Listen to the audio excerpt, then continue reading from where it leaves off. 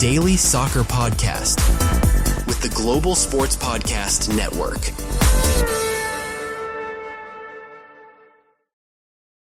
Hello and welcome to the Daily Newcastle. My name is Iain Mackay. We're here tonight to preview Newcastle against Fulham, Carabao Cup quarter-final tomorrow night. I'm joined by the Newcastle guru, Mr. Michael Grameslaw, who I think, since he's come back from his holiday, has even overtaken me in the number of podcasts a week he's doing. Well done, Michael. We're holding it together, me and you, son. But thank goodness it's not just me on my own, that's for sure. How the devil are you, Michael? How are you getting over that sad spectacle on Sunday afternoon? We've not really talked about it, what with Zencastr being off air for a couple of days. Fortunately, we didn't have...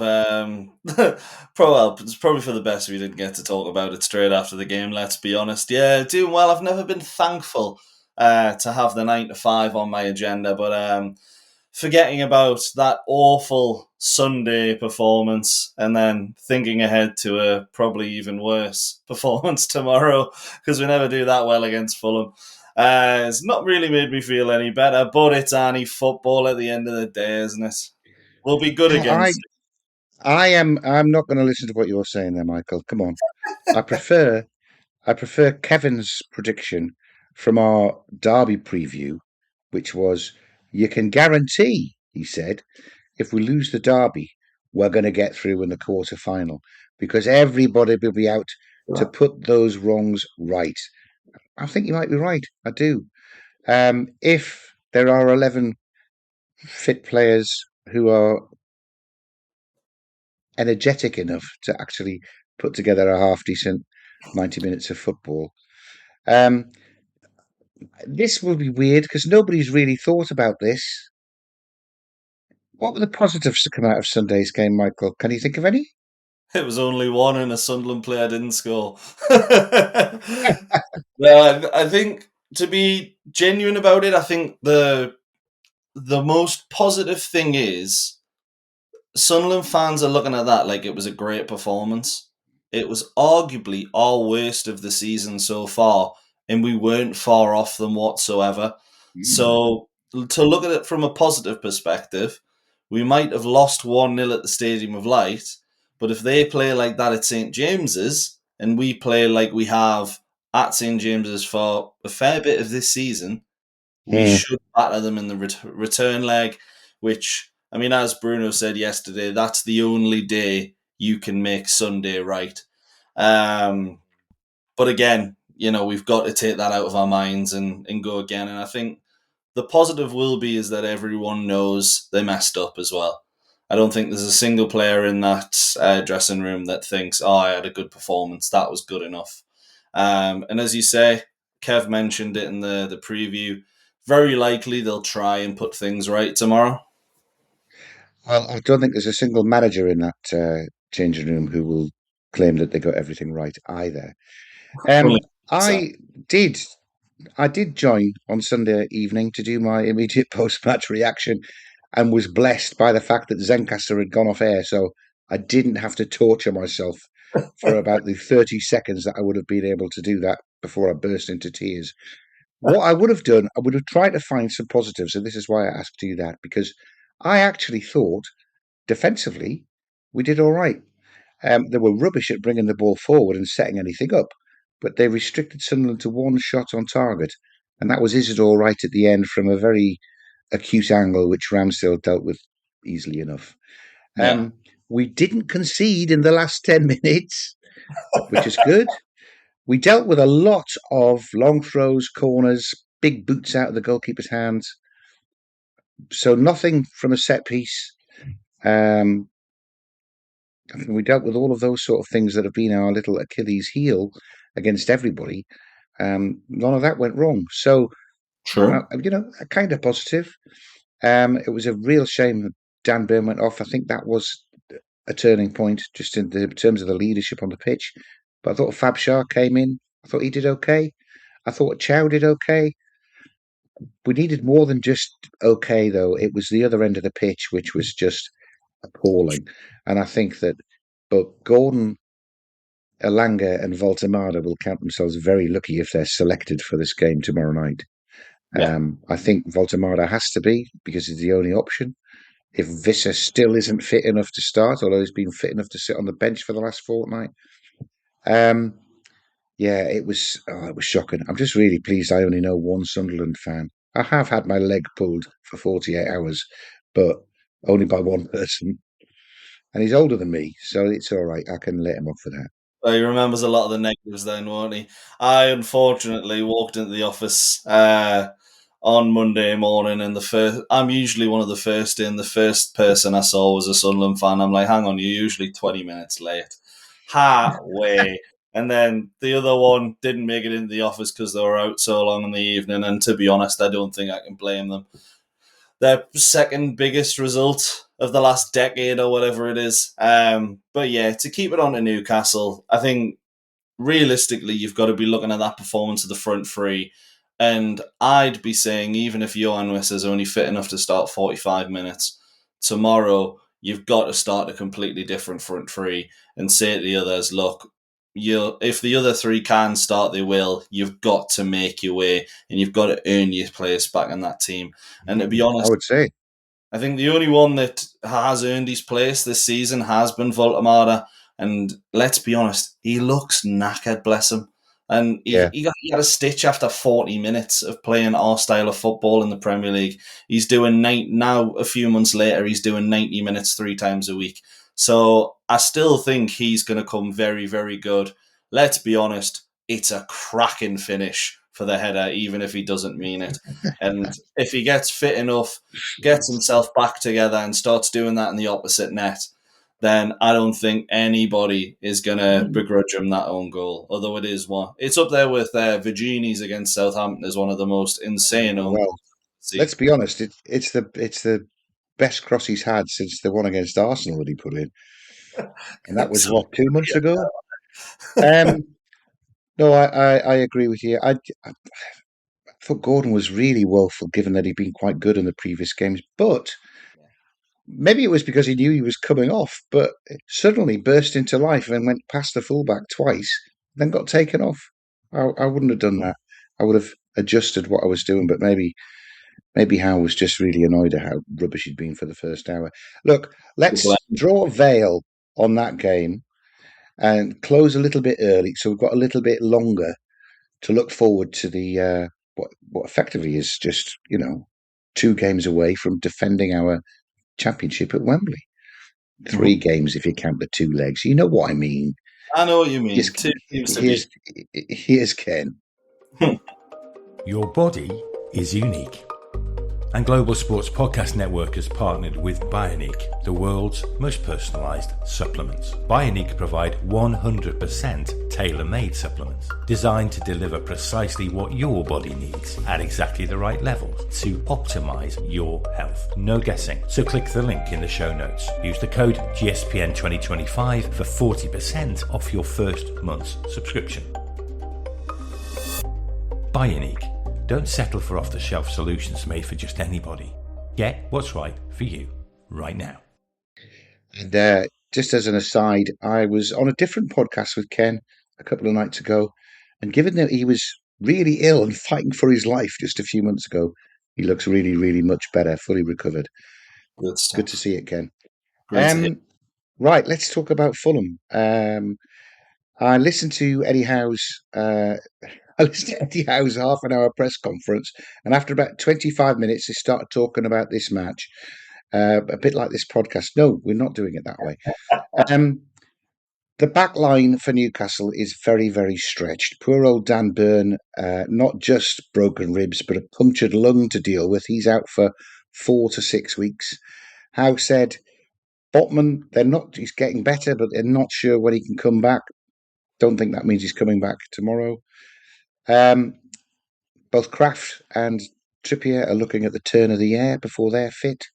Yeah. And he actually said, that means I'll be paying the same 4 defenders. Now, they're great defenders, don't get me wrong, I like them, but we've got to do some rotation. Jamal Lascelles is back in training after coming back from yet another injury. Surely, home match against Fulham, he's somebody who we could have a half with just to give somebody a rest. And I don't understand why Alex Murphy doesn't get a tryout. He's been in the squad from day one this season. I don't think he's made it on the pitch yet. What do you think? I think there's probably a reason for that, unfortunately. You are right. If he's there in the squad, then why not use him? If you've got the confidence enough to have him on the bench, you have the confidence to play and put him on the pitch. And I think you are right. I don't think he has actually made an appearance this year. I think Lascelles has actually made more than him. And I think Yeah, Lascelles has only played like 15 minutes or something.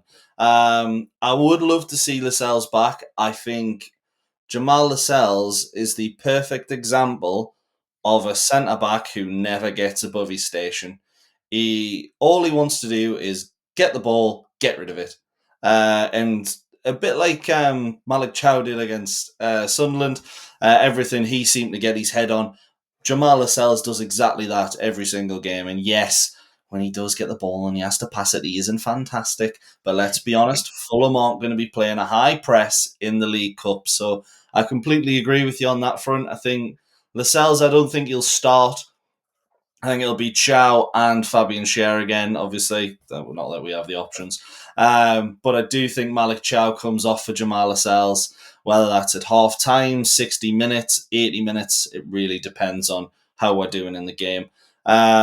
And I'd love to see some of the youngins, I think, but it's one of those where, let's be honest, every time they've probably had the chance to impress. Champions League, the Youth Champions League, should I say, I think they've lost every game. Most of them have been relatively tight, but conceding goals is something they've done on the regular.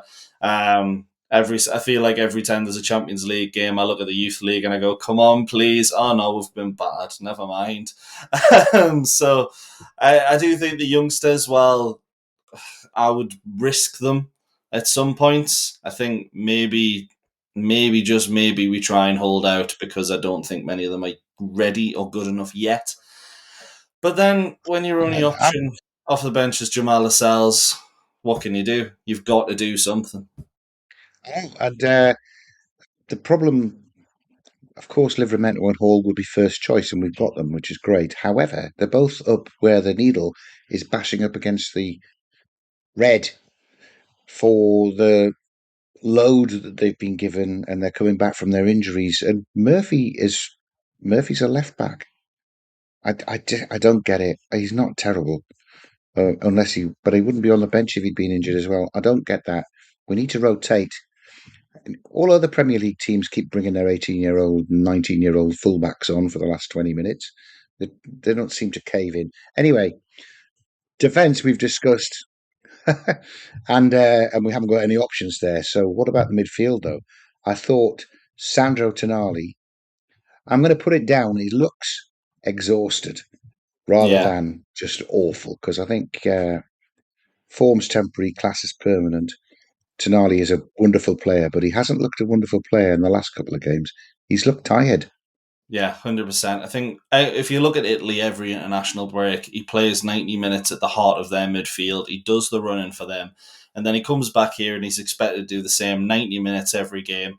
And I'd give him 10 days off. I'd say to him, look, you don't have to train with her until after the Chelsea game.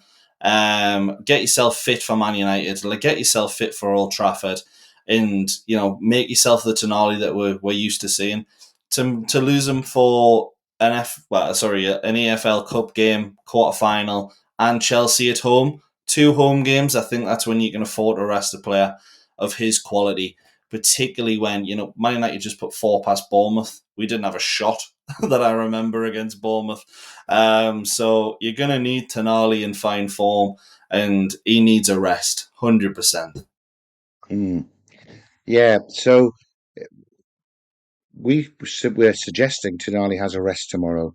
Who comes in to replace him? I mean, we stick with Bruno. Although, I mean, Bruno plays every minute of every game virtually, doesn't he? But you've got to play with Bruno, I think. I don't think Miley did anything to block his copybook against Sunderland. He was fighting a losing battle with just 2 of them, and the Sunderland midfield were enhanced most of the time by the fact that our attack were playing so deep there were two fullbacks in the midfield for them as well. So I think Lewis Miley was a bit overrun, but I think he held his own most of the time. I'd keep him in. Um, if Joe Linton's fit, I think I'd bring Joe Linton back in for this though. Play Miley I on the agree. right. See, I I don't think think maybe. Willock didn't keep his place from that performance. Yeah, I think this is the game where I'm saying to Jacob Ramsey, you made a horrendous mistake against Burnley. Because of that, you didn't get a minute in the derby. We couldn't trust you. Go out there now and show us what we were missing. Because Tonali's knackered, Bruno Guimaraes is knackered, Lewis Miley, very good player, but he can't carry a midfield on his own, and he certainly can't do the running. So I'd be very tempted to rest all three because I think you need Miley for Chelsea.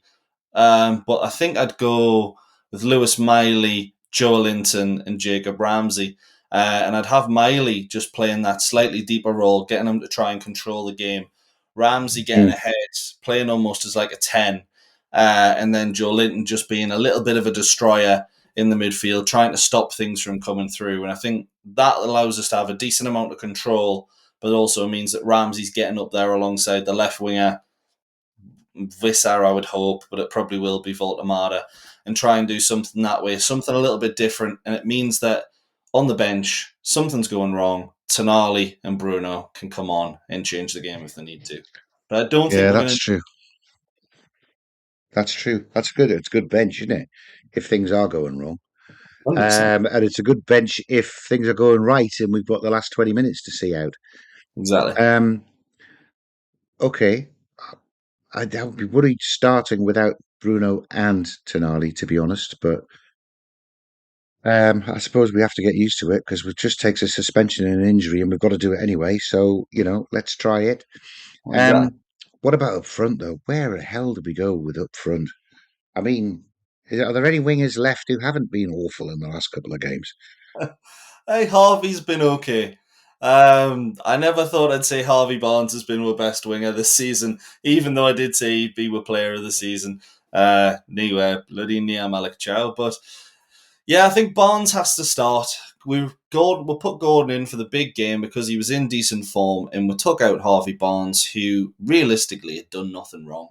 Barnes has good games most of the time. He's just a little ineffective in the odd game, and if he doesn't score or assist, you are looking at him and going, well, what did he do? And the one thing Newcastle needed was probably someone that could put the ball in the back of the net from 20, 25 yards against Sunderland, and that didn't happen. So I think you've got to play Barnes on the left. The right wing, I think you can play Murphy. Let's be honest. I think Murphy will do you a great job there. But if you're playing Murphy, you probably want to play Voltemada because I can't see Johan Wissa getting on the end of one of the 7 million crosses he's going to put in the box. So it is an awkward one because if you play Murphy, Voltemada should probably start, but we know how good Murphy is at getting the ball in behind as well. So, but I would I'm not definitely sure. start. I'm not sure I follow that logic that Wissa wouldn't also benefit from Murphy because he's acted and scored loads of headers. A lot of the Yeah, crosses came in, were balls through on the floor, which are perfect for Wissa running channels and things as well. Depends how sharp Wissa is. Howe's already said he's not fit enough to start, which maybe it's subterfuge. I'm not sure why he's not fit enough to start. He's been training for about 4 bloody weeks and he's had 2 or 3 cameos, hasn't he? yeah, 100%. I would start with him. I would start with him and see how long he can last.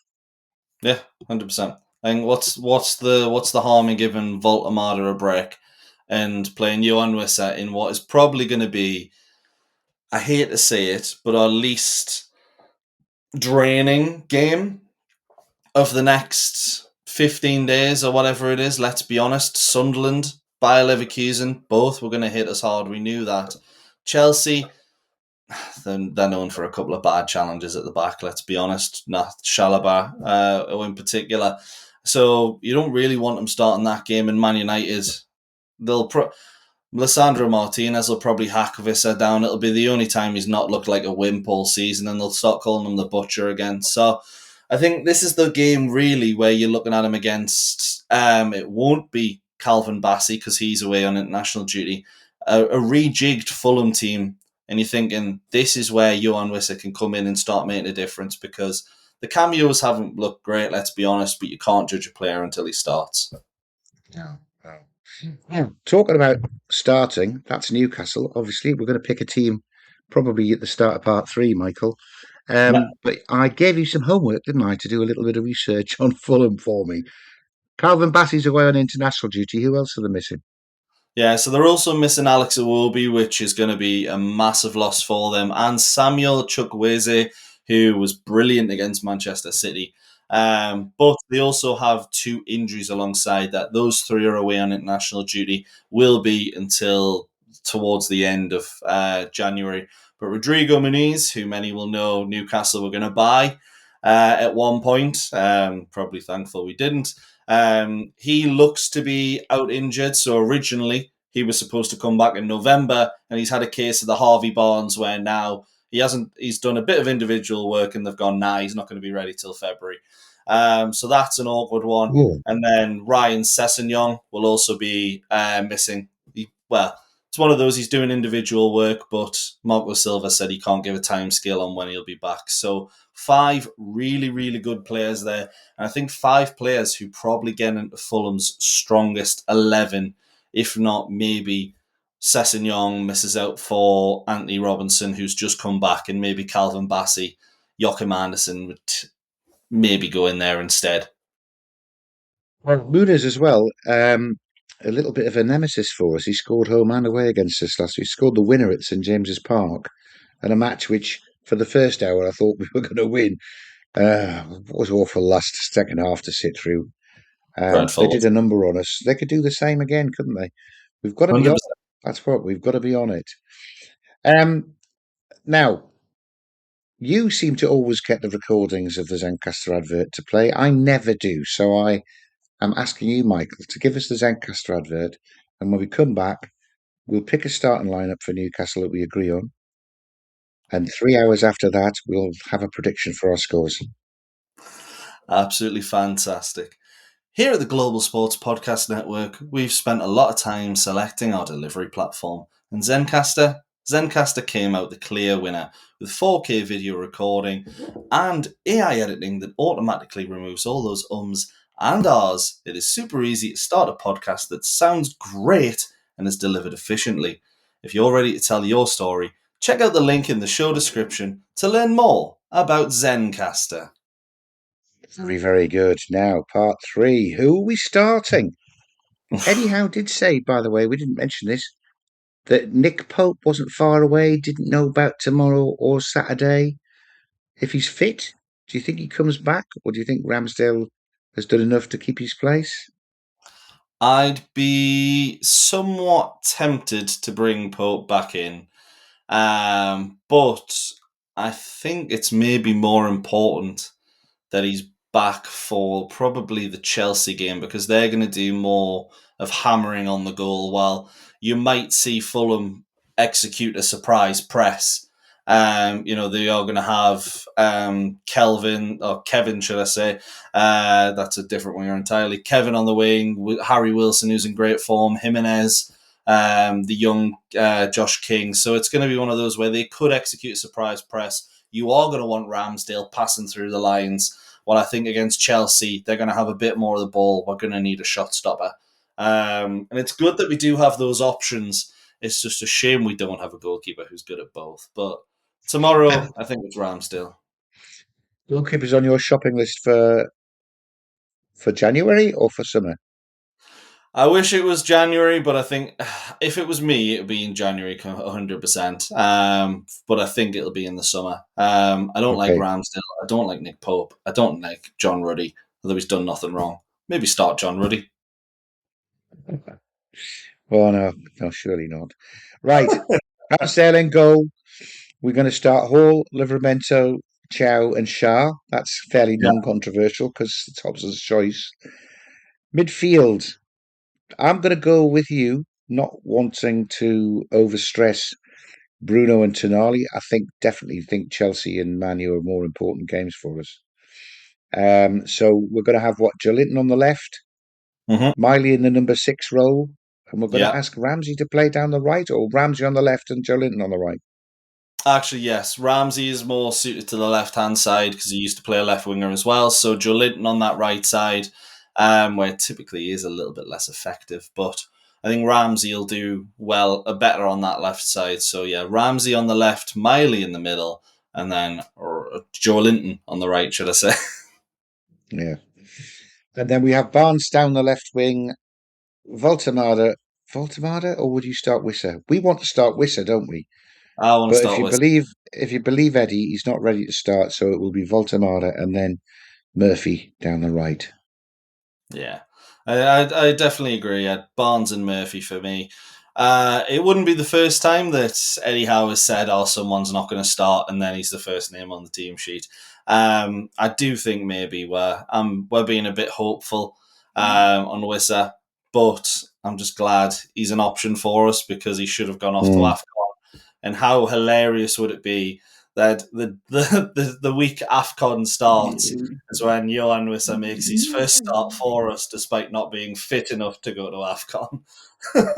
Well, I think that's well, it swings and roundabouts, isn't it? Come on, It is. that's only fair. That's only fair. We're not a club that's set up to be charitable Oh no, foundation for the Democratic Republic of Congo. Right. my ambition. Okay, I'll go with that. And I'm encouraged by the fact that Fulham are one or two very dangerous players short, but they still, like you just ran through, Harry Wilson, he's in great form. Jimenez is always a threat, always a threat. So they've still got a lot of good players. Do you think they? Well, I mean, I don't know if you've gone back and had a look. Do they rest players for the Carabao Cup? I think it's one of those where they do traditionally try and rest players, but they've played the likes of Wickham and Cambridge in previous Right. rounds. So they had trying to remember the name of the player. Harrison Reed was in there for centre midfield. Issa Diop came in. Benjamin Lecomte, Adama Traore played. So names that sort of you are familiar with, but not Premier League level sort of thing. So they do have a decent amount of depth, but I don't think they'll rotate for the quarterfinal because I don't think they've got this far in quite a long time, or they've not made it to the semi, should I say, in quite a long time. So it's going to be one of those Yeah. where there's a big chance for them. Although they are potentially fighting against relegation this year. So I'd love to pick Marco Silva's mind on what he thinks is more important at this point. But I do think he'll play a full strength side on Wednesday. Okay. So given our lineup and a Fulham full strength side under the lights in the Carabao Cup, it's St James's Park. How's it going to end up, Michael? I think it's going to be a fairly routine win. We beat them in the FA Cup. FA Cup? Yeah, the fourth round of the FA Cup a few years back. That was 2-0. I'm going for exactly the same scoreline this time. A fairly routine 2-0 win. I think we'll start a little bit cagey. We'll get a goal towards the end of the first half and seal it early in the second. I'll take that. I'd take that. You see, I would be a bit gung ho on this. I think we would come out all guns blazing. I just think everyone's going to be a little bit. I want to come out all guns blazing, but I'm just not going to do. I'm not going to take that risk. I'm not going to take that risk. I Yeah, hope they are brave enough to play the way that they can play, which they would. And that might have been Howe's instructions, but they weren't brave enough to play the way they can play absolutely not. at the Stadium of Light. So there's no excuse at St James's Park at a night game. Be brave. I'm going to go my old 3-1 then. Why not? I can't see us keeping a clean sheet, that's for sure. Yeah. Um, no doubt they'll score just 2 minutes after Alex Murphy's had to come on for Lewis Hall. It won't do. Alex Murphy is a great player. I don't know why he's not getting any time. But yeah, I think we will have too much, and I think if Wissa gets on early enough, and Murphy can find him, that they'll get through. They'll get through with the crowd roaring them on. They will. They'll get that extra energy just from that. Um, and then I don't know what on earth you get to on Saturday. Now, is it important that we win, Michael? Is it really important? It is, because I think, particularly for Eddie Howe, because I think it's one of those at the moment where it's maybe less important for Newcastle supporters, but because we're going to look at it now and go, look, you could win 10-0 against Fulham, you lost the derby. But if you're in the mind of the owners, to lose a last-minute goal against Bayer Leverkusen, which has arguably cost us top 8 in the Champions League, then to lose to Sunderland, then to be knocked out the League Cup, all in the space of 7 days, that is something that I think the Saudis would look at and go, right, we need to pull the plug here. And I think a win in this competition at least gives them another 2 months, I think, because the second leg is on the 2nd of February. Champions League games are done there as well. I think the default, they're going to give them the EFL Cup and the Champions League to see if he can either retain it or get Newcastle as far as he can in the Champions League before anything happens. Fair enough. But You think it's that dodgy for him, do you? I do. I think it's one of those where, if you remember a few years back, the aim was get into Europe every season. Top 6 every season at the time was what you needed. And that's what we were told. And then he failed in the second season, second full season, should I say, despite a brilliant first season. Had the credit there. Then won the Cup and qualified for the Champions League again. But then we've spent so much money and we've spent it poorly. And then for us to play it poorly as well, the only thing that we had was that intensity, was our identity, and it won us games.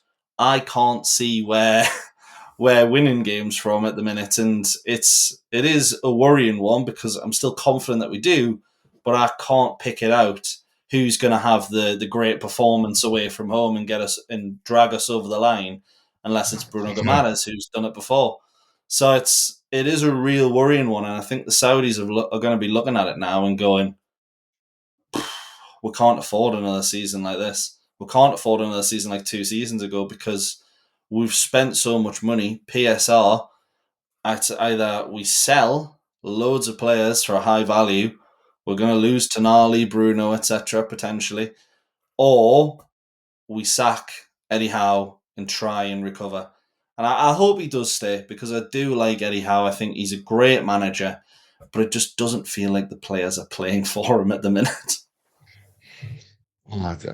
Yeah, they're so inconsistent, and there must be they never were that. No. Like I say, I don't know if there's an undetected hand of Steve Bunce making intensity only being a part-time identity work here, and when they ease off, they just ease off way too much. Yeah, I don't know. Anyway, it's all on tomorrow. So thank you very much indeed for discussing that with me, Michael. I think that was very, very instructive. Thank you very much, listeners, for listening. If you've enjoyed this, by all means, like and subscribe if you've seen us on YouTube, and leave us a comment if you agree or disagree with any of the points that we've made. Well, mainly leave a comment if you disagree with any of the points that Michael had made, because I laugh at those. We will be back. Michael's back. Are you back tomorrow with an immediate reaction after the game? Yeah, I'm at the game. Reaction after the game. I'm at the game, so I won't be, but I will be back on Thursday night, where we'll probably have a little bit of an in-depth review with Kev, because he's at the game as well. Kev, depending on Kev and Lord Nicola. Yeah. But I think we're also recording a preview for Chelsea as well, aren't we, on Thursday? Yes. So it's all go in the house of the Daily Newcastle. Thanks very much for listening.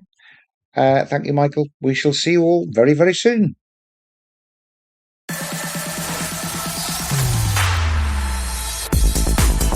Your daily soccer podcast with the Global Sports Podcast Network.